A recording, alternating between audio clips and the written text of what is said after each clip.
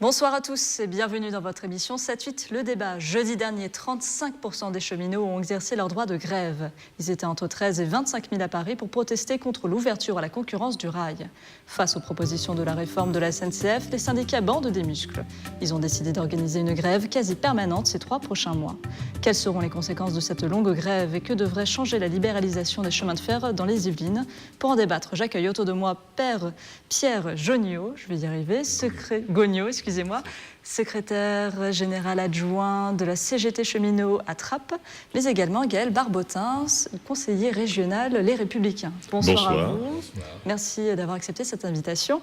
Alors, l'ouverture à la concurrence, c'est une ancienne affaire. Ça a été proposé par la Commission européenne, voté par le Parlement européen et adopté par les 28 gouvernements de l'Union. Cela fait des années que les centrales ferroviaires, notamment la CGT, manifestent contre son application. Cependant, aujourd'hui, force est de constater que la SNCF va bientôt ne plus avoir de monopole sur le rail français.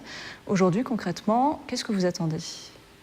Alors en fait, pour préciser quand même un petit peu, c'est que les gouvernements sont aussi en capacité de sortir des directives d'ouverture à la concurrence, un certain nombre de domaines, notamment dans les services publics. Je rassure tout le monde, aucun des gouvernements depuis une trentaine d'années, de gauche ou de droite d'ailleurs, ne s'est empressé de sortir par exemple le ferroviaire de ce système-là. D'accord, donc pour vous, l'État français doit faire une sorte d'exception pour le... Absolument, il y a des pays qui l'ont fait en Europe, je pense au Portugal par exemple, donc voilà. Et puis donc, en ce qui nous concerne...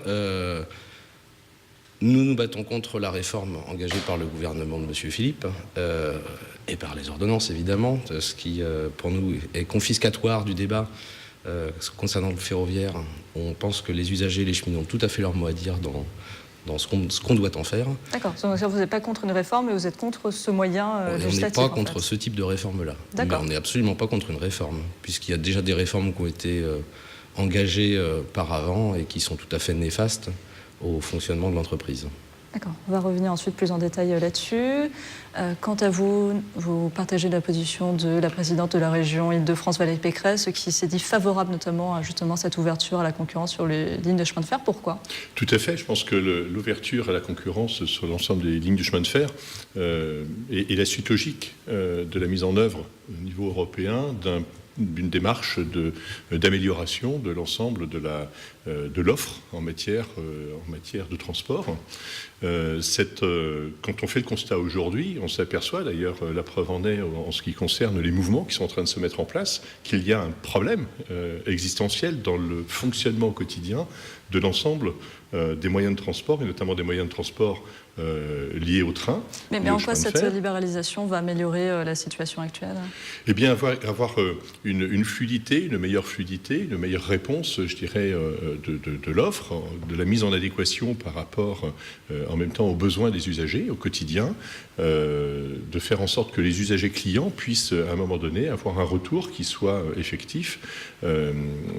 Quand on constate aujourd'hui, ne serait-ce que sur l'Île-de-France, j'ai encore ce matin un petit SMS, c'est peut-être anecdotique, mais de manière régulière, les retards qui sont enclenchés, qui existent aujourd'hui sur l'ensemble des voies de chemin de fer, et notamment en Île-de-France, c'est un moyen, c'est une solution qui peut éventuellement apporter des réponses aux problématiques rencontrées aujourd'hui, notamment par les usagers.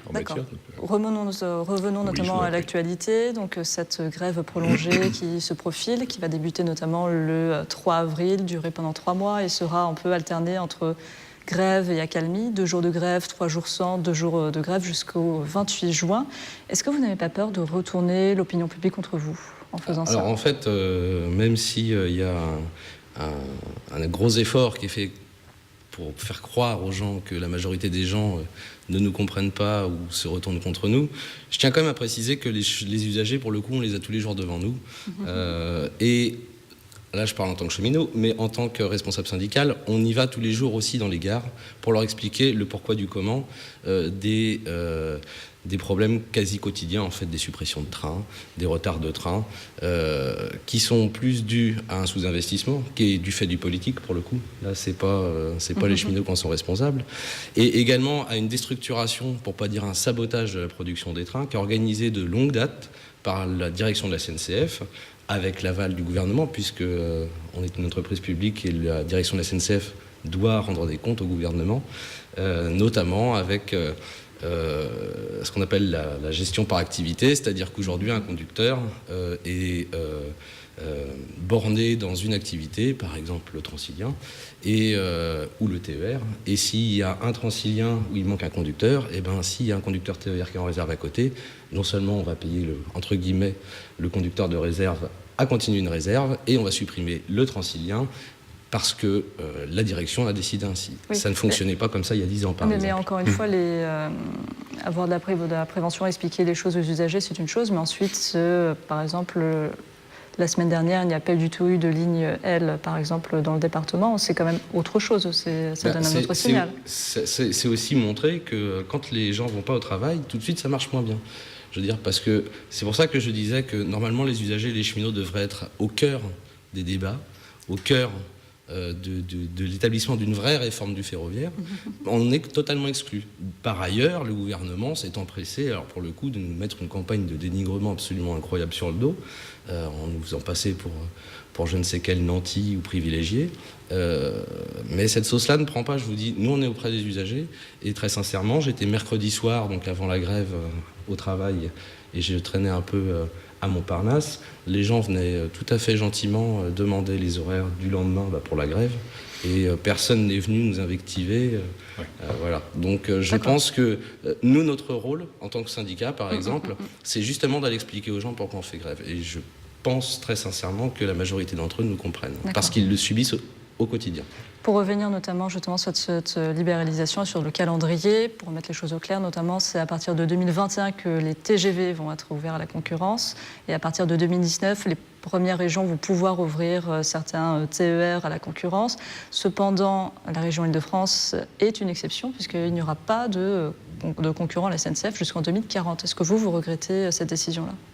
Et moi, je pense que la région Île-de-France fait exception au travers justement du fait qu'elle soit la première région, on va dire, bassin économique, à la fois au niveau national et au niveau européen. Elle fait partie des tout premiers, je dirais, bassins d'emploi. À partir de là, il y a besoin justement d'une analyse qui soit fine en matière d'évolution des transports, faire une évolution de transport qui soit, je dirais, à marche forcée. Oui, pourquoi pas, mais à condition qu'on ait bien compris que ce qui est au cœur du dispositif à mettre en œuvre, certes, les cheminots, mais avant les cheminots, ce sont là encore les clients, les usagers, c'est quelque part ceux qui vont être amenés à payer. Et donc à partir de là, inverser le processus en disant celui qui est au cœur du dispositif, qui est celui pour lequel la réforme doit être menée, c'est avant tout les cheminots. Non, moi je pense que c'est avant tout pour les usagers. Donc il y a une analyse préalable qui est à faire, des études qui sont à mettre en œuvre, de bien valider les choses et de faire en sorte que, certes, en 2040, quand la bascule pourra se mettre en œuvre, et bien que l'ensemble soit cohérent, tienne la route. Enfin, pas dire mais à quoi ressemblera justement ce rail réalisé ? Ce seraient quoi les conséquences pour les élus ? Dans cette volonté d'ouvrir à la concurrence, le chemin de fer, c'est un monopole naturel. Je ne sais pas si vous connaissez le concept. C'est-à-dire que de toute façon, il n'y a qu'une infrastructure, parce qu'on ne peut pas mettre 50 000 voies les unes à côté des autres, chacune pour une compagnie différente. Donc on passera d'un monopole public à un monopole privé. Et dans ce contexte-là, la formation d'un cheminot, etc., l'achat de matériel, ça coûte très cher, c'est long, ce sont des formations techniques qui ne se font pas comme ça. Donc ce qui va se passer, c'est qu'on va changer d'opérateur, on aura les mêmes cheminots, le même matériel et les mêmes infrastructures, le sous-financement dans les infrastructures, que ce soit Veolia, Keolis ou SNCF, ça ne change rien. On aura les mêmes causes avec les mêmes effets. Donc c'est tout à fait irréaliste d'imaginer que l'ouverture à la concurrence va changer quelque chose. Hormis, il y a une chose qui va changer, ça va être le prix pour l'usager. Et je vous prie de regarder tous les pays autour de nous qui l'ont fait. Non seulement le prix du transport est infiniment plus cher qu'en France, tant pour l'usager que pour le contribuable, parce que je vous rappelle quand même que les cheminots sont aussi contribuables, donc on est aussi contributeur de notre chemin de fer, au-delà de le produire. Et il suffit de voir les exemples très concrets qui sont à côté de nous, à tel point que les Britanniques veulent un retour à la nationalisation de l'ensemble des chemins de fer sur leur pays. Donc, cependant, pour les Britanniques, c'est vraiment un exemple vraiment concret où effectivement le service est vraiment effondré. Mais si on regarde notamment l'Allemagne, qui avait à la concurrence en 1994, il y a toujours une sorte de monopole de la Judge Ban. Mais par contre, l'Italie, les prix des billets ont baissé. Oui, mais bien sûr. Mais si on reprend juste l'Allemagne, donc il existe des exemples et des contre-exemples. Si on reprend juste l'Allemagne, je suis désolé, beaucoup d'Allemands prennent beaucoup le car parce que le train est trop cher. D'accord. Justement. Donc on a besoin aussi, c'est une question aussi de configuration, je dirais, de l'ensemble de la... Mais qu'est-ce que ça a changé? Parce que là, on nous dit que les prix vont augmenter, que le service ne sera pas là. Est-ce que vous êtes d'accord avec ce diagnostic? Non, je pense que le diagnostic n'est pas fondé. Je dirais quelque part, justement, quand on parle de cette attente 2040 pour pouvoir mettre en place une dimension opérationnelle de la concurrence sur les voies de chemin de fer, c'est justement d'avoir une bonne adéquation entre à la fois un service rendu, la prise de participation ou l'accompagnement aussi, malgré tout, je dirais, du secteur des politiques, au travers, par exemple, de la région Île-de-France. Quand on voit au niveau de la région Île-de-France les sommes qui sont investies aujourd'hui pour la mise à niveau, mais non seulement de la partie chemin de fer, mais de l'ensemble du réseau de transport, je crois qu'il y a cette complémentarité qui est à jouer. Mais dans ces cas-là, est-ce qu'il n'y a pas un risque, justement, que les lignes les moins rentables soient moins desservies, voire, à certains tronçons, abandonnées? Alors, à partir du moment... Alors, sur l'Île-de-France, si on parle de l'Île-de-France, les lignes les moins rentables, je pense que là, il y a... Est-ce que, par exemple, Coignières ou Villepreux seront moins desservies que les grandes gares comme Saint-Quentin ou alors Versailles?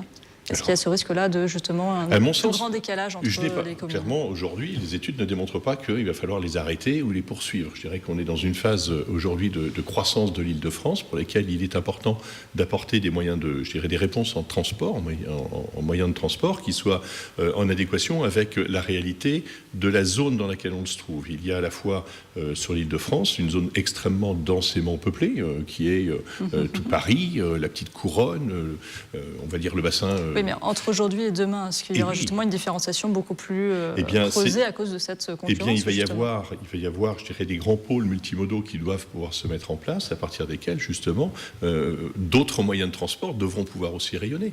D'accord, donc peut-être moins de chemin de fer, notamment à Villepreux, et plus de cars, la question de bus, la question ne se pose pas en plus ou en moins. La question, c'est en termes d'adéquation par rapport à la réalité du terrain. Qu'est-ce qui, aujourd'hui, est une réponse en adéquation avec les besoins des populations qui sont desservies. Si jamais on ne pense que chemin de fer, aujourd'hui, vous avez des impossibilités de pouvoir développer, par exemple, des voies de chemin de fer qui sont notamment les tangentielles. On aurait peut-être besoin, justement, de les redévelopper. Alors, c'est peut-être pas forcément au travers de la SNCF, mais je pense à la ligne 18. Enfin, vous voyez, il y a tout un tas de schémas de transport qui doivent jouer la complémentarité les uns par rapport aux autres et faire en sorte que... Donc peut-être un peu moins de chemin de fer et plus d'autres choses alors. J'ai pas la réponse aujourd'hui. D'accord. Je n'ai pas la réponse aujourd'hui. En tout cas, ce qui est important justement, ça va être de trouver cette adéquation par rapport à l'évolution de l'ensemble de la région Île-de-France, qui est en pleine mutation aujourd'hui en matière de croissance démographique et en matière de réimplantation de bassins d'emploi, bassins de vie. D'accord, donc vous avez une grande restructuration, on ne sait pas du tout de quoi sera fait demain, notamment pour les gares un peu moins desservies. Vous au dites, niveau par des exemple, gares, il risque d'avoir une augmentation du prix. Ah non, mais ça, c'est une évidence. Je veux dire, si on prend, en France, on a un très bel exemple, on a quand même l'ouverture d'un autre monopole naturel, qui est l'énergie. Depuis l'ouverture à la concurrence, l'électricité a augmenté de 40%, et le gaz, c'est quasiment 70%. Je veux dire, donc à un moment, il faut regarder un peu l'histoire. On ne peut pas se faire table rase du passé, comme si... moi, je veux dire, la CGT, elle apporte des contre-propositions. Il faut refaire du chemin de fer. En complémentarité avec d'autres, évidemment. Enfin, je veux dire, c'est bien sûr que le train n'ira pas desservir chaque maison. Ça, on sait bien, évidemment. Mais... à l'heure où on essaye de parler d'écologie, où on sait par exemple que les coûts des bouchons sur la région parisienne, c'est énorme, je veux dire, vous le savez bien, hein, je crois qu'il n'y a pas très longtemps, vous avez voté un plan à 20 millions d'euros sur ce problème-là. Le chemin de fer est quand même un transport de masse, puisqu'on travaille un train, c'est entre 1000 et 1500 personnes. D'accord. Donc il faut le donc, conserver à un moment, et retirer il faut se mettre autour d'une table, il faut y réfléchir, mais il faut se mettre autour d'une table. Quand je dis que les cheminots, ils ont leur mot à dire, vous venez de dépenser 500, je ne sais plus combien de millions, pour acheter 42 rames des Régios de Zen, on appelle ça. Tout à fait. Voilà. Ouais. Donc Madame Pécresse est très contente, elle fait des photos avec les journalistes. À la SNCF, tout le monde sait que ça ne marche pas, ces gens-là. On en a sur la ligne Paris-Charplemont, ça tombe tout le temps en panne. Ça ne peut pas rouler en hiver et ça ne peut pas rouler en automne. Une petite réponse. Tout simplement, je dirais qu'aujourd'hui, les rames qui sont implantées, ça ne marche pas. Ça ne marche pas. Pourquoi ça ne marche pas. Je n'ai pas la démonstration aujourd'hui que ces rames ne marchent pas, puisque de toute façon, sur la ligne N, notamment les nouveaux trains, ne sont pas encore mis en place sur cette ligne. Non, mais nous, on a besoin aujourd'hui de trains qui soient... donc, qui sont commandés. Hein. À terme, il y a 80 nouvelles rames qui vont être implantées sur la ligne N, qui est quand même celle qui nous concerne le plus, puisque c'est celle qui passe entre Rambouillet et Paris-Montparnasse. Et l'ensemble de ces rames ont vocation aussi aujourd'hui à être une réponse aux besoins des personnes transportées, notamment avoir la possibilité de connexion Wi-Fi, la possibilité d'être dans un environnement sécurisé, notamment avec la vidéoprotection à l'intérieur des trains. Donc là, on a aujourd'hui une nécessité de migration, de mutation, je dirais, de l'ensemble du matériel ferroviaire. Et la qualité du matériel ferroviaire, je dirais, qui existe aujourd'hui, c'est aussi celui-là qui ne marche pas ou qui ne marche plus, peut-être par usure, puisque les petits gris ont encore 40 ou 50 ans. Donc à un moment donné, il y a l'évolution du matériel, il faut la prendre en compte. Il y a certainement encore des améliorations qui sont à prendre, à mettre. Oui. Ce sera un petit mot, puis ensuite ce sera le mot de la fin. Je précisais juste que les Régios de Zen, on en a déjà sur la ligne Paris-Charlemont. On les connaît, ces engins-là. Oui. L'hiver dernier, il y avait des sections de lignes entières où il s'était interdit de rouler parce qu'il n'y avait qu'un seul pantographe. Voyez-vous, on a 80 ans d'histoire de chemin de fer derrière nous avec la traction électrique. On a toujours su qu'il fallait mettre 2 pantographes. Là, on n'en a mis qu'un seul. Je vous dis d'emblée, ça va être une catastrophe. Vous verrez bien, mais je vous le dis. Et c'est dommage qu'on n'ait pas été consulté sur le sujet. Ce sera le mot de la fin, ça devient un peu trop technique. Pardon, mais merci à vous en tout cas d'avoir accepté de participer à cette émission. Je vous invite à voir et à revoir cette émission sur notre site internet. Bonne soirée à tous et à la semaine prochaine.